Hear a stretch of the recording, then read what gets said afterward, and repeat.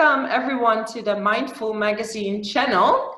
Today I have with me Siddhi Mehta from Rhythm 108, which is a company and brand that produces organic, healthy snacks. Thank you so much for coming today. Thank you for having me. I'm really happy to be here. Yes, thank you so much. And for everyone who's watching, could you tell me a bit more about yourself and your journey towards starting this brand? Yeah, sure. So I'm Siddhi, and I'm the founder of Rhythm 108. We're essentially a company that reinvents your favorite sweet snacks, but with wholesome and nutritious ingredients, so you never have to miss out on the fun. So what that means is we take like biscuits, we take chocolate bars, we take snack bars, and we kind of reinvent them. Instead of with like flour, butter, and wheat, we use things like nuts and fruits and dried fruits and whole grain oat flour, and we recreate your favorite like childhood treats. I guess I started this company because I personally rediscovered slow living. And the concept of slow living. I've always grown up in cities. And when you grow up in a city, often your connection to food and the environment is quite low. Like you don't have much connection. And you often think of food as a function. And I think, and so I never, and that's what I thought of food as. And then I happened to move to Switzerland, and I discovered like the Swiss Alps and kind of the wonder and the simplicity that they instilled. I formed a closer connection with nature. I discovered a lot of the farmers markets and like the food culture in Switzerland, which is very much based and rooted in craftsmanship. So just kind of discovering that process kind of made me realize that food is not just about function. It's about it's a way to express your creativity. It's a way to form connections with people, and it's a way to connect with the environment. And this kind of concept, I started becoming really passionate about it, and Rhythm 108 was born from that. I literally started it at home with like, I made the first batches of like my products. I took it to a Sunday market in December where it was really cold and windy the first day, I remember. But despite like the bad weather, and I think it even snowed a little bit, but despite that, we sold our first, and I remember this very well, it was 103 pieces, and it just started from there, and that's how it all began. Oh, wow. That must have been a big difference. From where did you move to Switzerland? So I was in the Middle East before that for work. So I spent about 2 years in that region as a management consultant. And before that, I lived in Bombay for a while. And before that, I was in Belgium, and the UK. So I've moved around quite a bit. Wow, so close to the Netherlands as well. That's where I'm from. Yeah. Whereabouts in the Netherlands? Yeah, I used to live close to Rotterdam, so not too far from Belgium. Okay, yeah, I've been there a while ago. Yeah. Oh, wow, so you've traveled quite a bit. I can imagine settling now in Switzerland near the Alps. It is, though, very calm and peaceful. Yes, absolutely. Yeah, definitely. And whenever you need to disconnect from like your phone or your computer, it's very like easy to do that there. Yeah, that's very nice. And so you said you started at home, so you made your first products from home. How does the process go right now with your products? Because I can assume that now you spread so far out that's a bit more than just your home. Yeah. So we really took the company step by step. So I started at home, and then as the volumes grew, we went into a shared kitchen, which was actually owned by a small chocolate and patisserie shop. Yeah. So we shared the kitchen with them, and I just used some of their like medium-sized bakery equipment to essentially do the same thing I was doing at home, which is just mixing, crushing, baking, and packing, but in a slightly larger scale. And then when we grew out of that, we moved into our own bakery. So essentially the process is the same. It's just about it's basically the same process that you do at home. Yeah. Sorry, I've got a bit of a cough, but it's essentially what you do at home, but we just have slightly bigger equipment now. Yeah. We also have. Oh God, I'm so sorry. Don't worry, I'm getting the same. I'm also a bit. I think there's viruses spreading through whole Europe, so Yeah, people understand. Yeah. So we work with about our production team actually consists of pâtissiers, and they're trained pâtissiers. Yeah. So we always want to kind of bring in and maintain that craftsmanship and that skill in everything that we do. Yeah. Okay. So what, for example, does a day look like then? And how many pâtissiers do you have working on the product? And which flavors do you sell? Oh my God, I'm so sorry. No, it's fine. It's fine. Maybe take a good sip of water before. I just, yeah. So sorry, you were asking about the number of people we have at the bakery? Yeah. And also, like, what does a day look like? Because you get orders from your website, right? Yeah, sure. Yeah. Mm-hmm. That's right. So at the bakery currently we have 7 pâtissiers and bakers working in the bakery, and the day kind of starts off really early for them. So our first person comes in at around 4 a.m. Mm-hmm. And they start kind of producing. We kind of weigh all the ingredients. We start like crushing them, and then we start like forming them and baking. I personally, I catch up on emails in the morning. I mean, every day is different. There's no 2 days that are the same. But for example, yesterday, it was about, I caught up on some emails in the morning. Then I got to the bakery around 8 a.m. They'd already started production. I went through kind of production planning with our manager, who's also a trained pâtissier as well. So he has that background.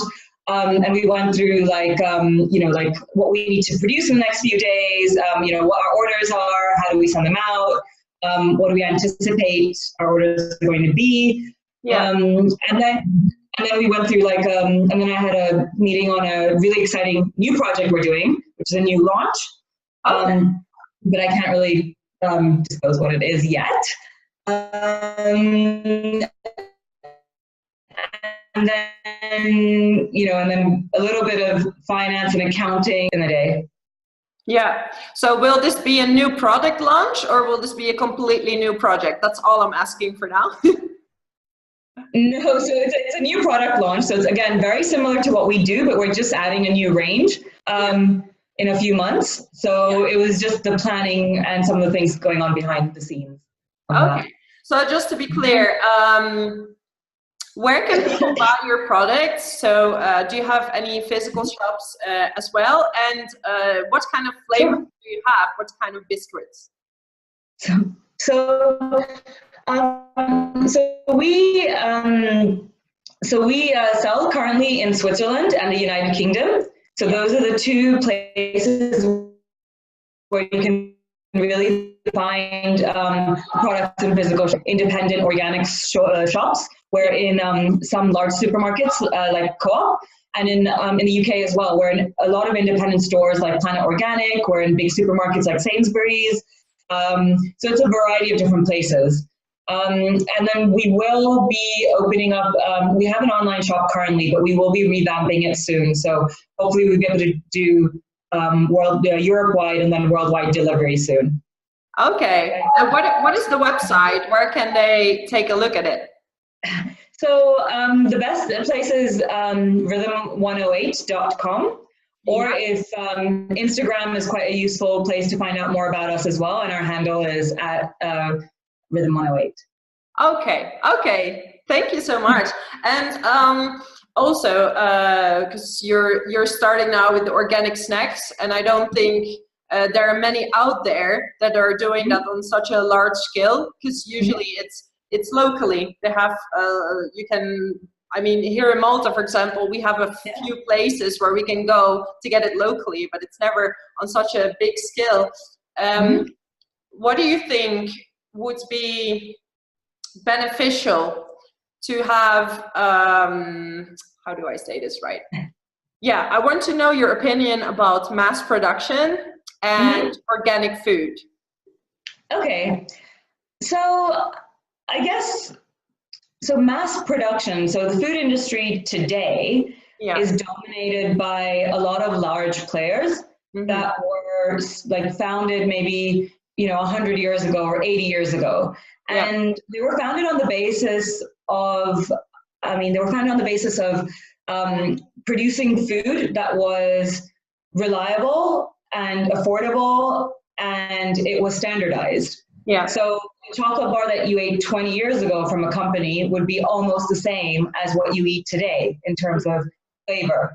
Or they could make it the same over 20 years. And that was the problem. Those were the problems of the day that they were solving for. So what that means is they were really focused on efficiency, price, and cost. And they used, and they approached it in a very, in consulting, what we used to call it was top down. So you would see a market, they would then figure out the processes in the most efficient way to put out a product. And what that meant was food, to have such a standardized product, food was treated a lot. There was a lot of thermal processes, a lot of removing compounds, natural compounds from food to make it taste the same, to make it have the same texture. Now, if you look at artisanal food, it's completely the opposite, right? You take you look at each product every season, you look for unique properties, you look for different things, and then you put it together in a way that creates something new every time.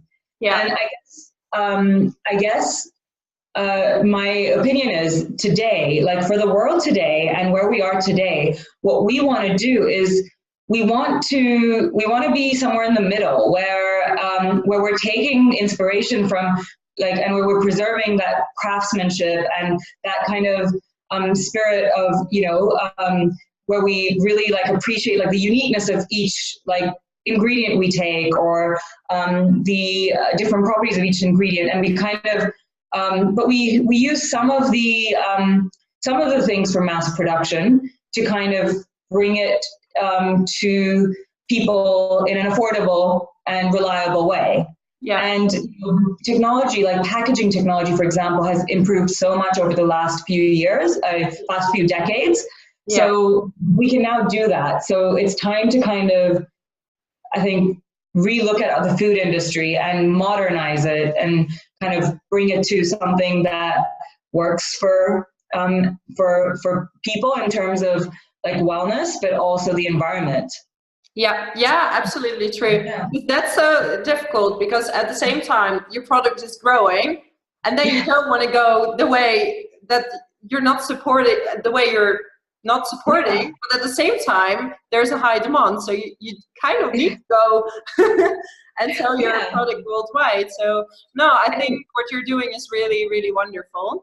And what we do is we really we do work with cooperatives who are farming organic on a and every year they're kind of increasing their scale to do so, because they're also learning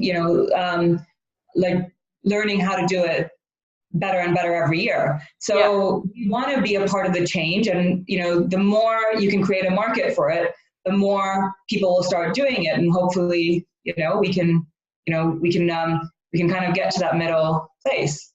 No, it's great. It's great. And especially now that we're going towards the future, that we have to be a bit more careful about our environment. So I think it's really great. And also have on the website, it says your products are without GMO. Could you explain a bit more about that? So we're certified organic, and what that means is you cannot use GMOs in the ingredients that you source. Okay. So that's kind of what it means, and I think it goes back. I think GMOs often are very much associated with intensive agriculture. So even like, and that's something, the reason we chose to go organic and therefore non-GMO is because we want to support an alternative system to agriculture that could support the environment as well. And we kind of believe that like the solution will come from many angles, but organic will be quite a large part of it as well. Yeah. And I think even there was a UN report a few years ago that said that, look, intensive agriculture, it's great at feeding populations, but it is causing so much soil degradation. Like it doesn't take care of like the soil that it uses. And today, over a third of the land is the soil is degraded on it. So it's not sustainable. So we need to think of other kind of systems, and that's why we want to be a part of the change, and that's why we support organic, and hopefully if many other companies do that, something we can all together make some sort of difference. Yeah, absolutely. I think this will make changes on a larger scale, as you said. It goes from the farmer to the farmer's production to the next stage to you creating the biscuits and the desserts in an organic manner, but eventually that will add up to the environment and the economy and everything, because a lot of farmers had to quit their businesses due to the fact that there's a lot of mass production, and they're not adding organic products anymore. So I think it's really needed, and hearing your story, I hope that the people who are watching really are inspired to buy more eco-friendly products and sustainable products. And also, it probably has a lot of health benefits. Instead of eating, the fatty cookies or desserts and ice cream, you can just order from you and have organic products and watch your weight.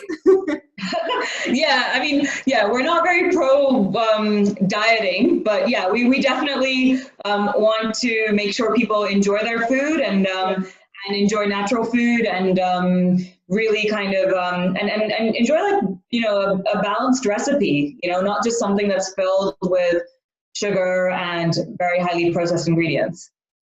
Yeah. So how did you pick the flavors together? Did you try it at home first, or were you cooking for a long time already, or were you doing your own pastries before? No, I actually wasn't. I started when I moved to Switzerland and discovered this culture, and that's when I started enjoying it. The flavors, it was really things that, like, for example, I liked when I was growing up, and I knew my friends really liked. For example, I used to always bake chocolate walnut brownies when I was young. And that's something, that's one of our snack bar flavors now. I used to love, my mom used to make these coconut biscuits. Yeah. And again, those were such a hit with all my friends, and we used to eat them all the time. So one of our recipes now is a coconut cookie share bag. So it really came from things that I've seen, people around me enjoy, or I've enjoyed, or even people on our team. They're like, oh, I grew up with this flavor and it's really amazing, and then we'll test it out and see how it works. Yeah. Oh, that's fantastic, because I took a look at your Instagram account. And it's delicious, everything. It is. No, it really is. It's great working in the bakery. Every time I'm passing a bakery and I smell, I think it would be so dangerous for me to work in the bakery, because I would eat all day. I mean, we do tend to eat a lot of our products, but like I said, it's good because it's all, natural and organic and wholesome. Yeah, that's true. So, talking about food in general, what do you think about the diet nowadays? So, especially in the Western Yeah. world, do you approve of it, or what's your opinion of it? I think, I think a lot of like diet, it's a little bit like industrial manufacturing. It's become standardized. So, whether it's big companies or big publications like magazines and newspapers, there's always something that they've been pushing, like low fat, low carbs, only eat this, don't eat that. And it becomes this massive trend. And I personally feel that like every body is very different. Yeah. And some of the best nutritionists, what they usually do is if like they would kind of test your body. Like they would give you take out a few things, add in a few things, see how it goes for a week, and kind of reiterate that process. So everybody's diet is a very or should be a very unique thing that's suited to themselves. Yeah. And I think that customization needs to kind of come in, and more people are becoming aware of it and seeing through what like magazines and the glossy magazines and newspapers and stuff are propagating. So I'm very optimistic on that. So I hope I hope that happens more and more in the West, and people really just learn to kind of listen to what their body is saying and kind of work with somebody experienced to kind of create something that suits them. Yeah. Yeah, no, you're absolutely right. Actually, this was a discussion I had lately at work as well, that every body type needs different food.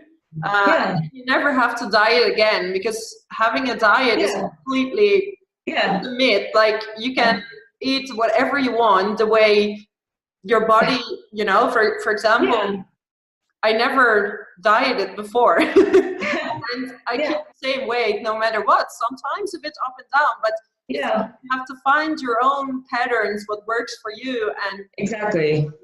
Then your body just shapes the right way, and it exactly won't too much. I think probably the too much thing, too much of something that wouldn't do, right? But if it's too much healthy, maybe that's not bad at all. I guess, I guess so, but then that wouldn't be fun either. So you have to have a little bit of fun too. So if I may ask you, how would you see the future for Rhythm 108? What would be your ideal future for your brand? So, I mean, we always, I always think about what we do in terms of the impact that we have. So the more people that buy our products, for example, that means we've touched more lives, right? And it means that we've sourced from more cooperatives or organic farmers. So what I would love to see in the future is, obviously, we grow as a company. We focus on our sourcing as well, work more and more, and really create connections with many more cooperatives and amazing farming families to source from.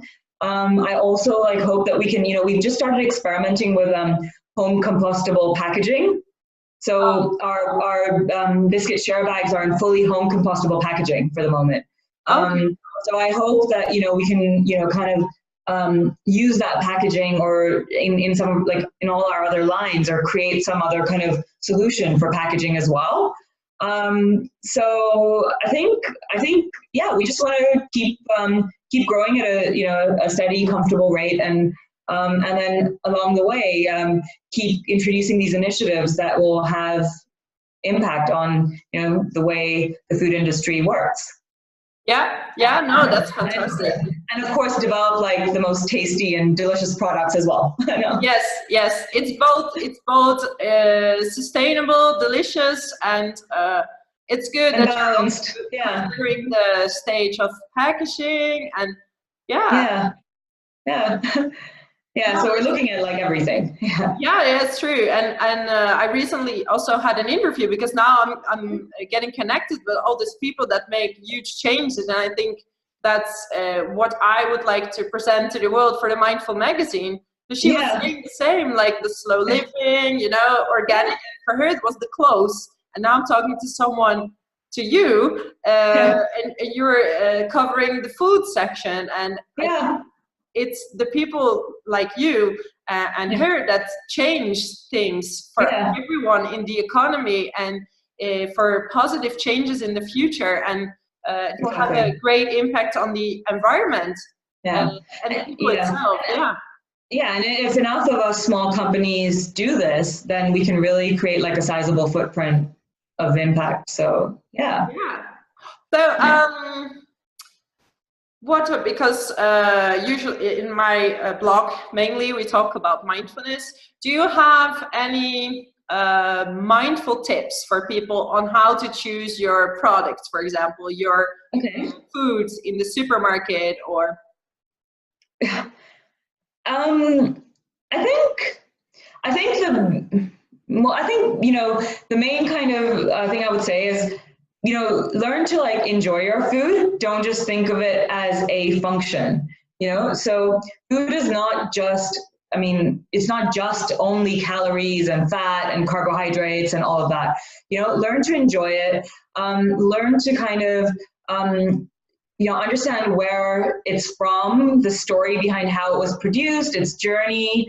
You know, learn to kind of connect with food, like to friends and family and things like that. And I think that's a side of, you know, the side of food that's so important that in today's world we kind of forget. So if I was to link it to like mindfulness and things like that's the main, you know, such a main function of food, or that's such a main thing about food that people just forget. And just remind yourself of that as well.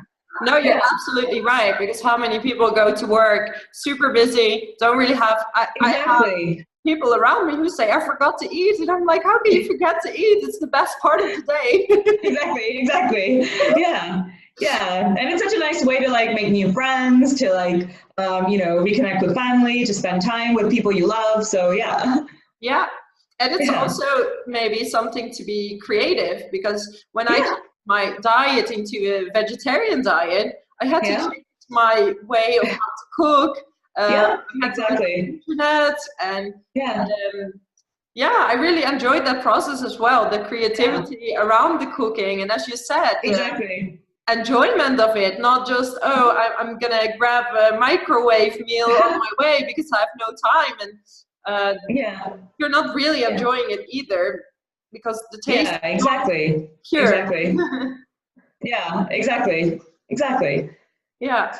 that would be my I think these tips are really, really wonderful. And just one more time for everyone who's watching, if you want to buy one of her products, go to her online store, to rhythm108.com, if I say it correctly. And also, may you ever be in Switzerland or UK, or you might be living in the UK or Switzerland, because the audience is coming from all over the world, so they know where to go right now. Well, hopefully in a month we'll have worldwide shipping, so so keep checking our website. Okay, well that's very promising, and thank you so much for all your tips. I think you make the world so much richer, and thank you. It's great to hear your initiative, and I'm pretty sure this will work out great, because who doesn't love desserts and cookies? That's true. I don't know anyone who doesn't like it, especially, I mean, women, I don't know. Well, I know I love desserts and sweet things, so yeah. Oh yeah, very, very nice. And if it's healthy, at least we don't feel as guilty, so it's changing. So thank you so much. And for everyone who's watching, if you like the video, give it a thumbs up, and subscribe to the channel for more upcoming interviews. And thank you so much, Siddhi. I wish you a good weekend. Thank you. Thank you for having me. It was really fun. Yeah, I loved it. Thank you. Bye. Thanks.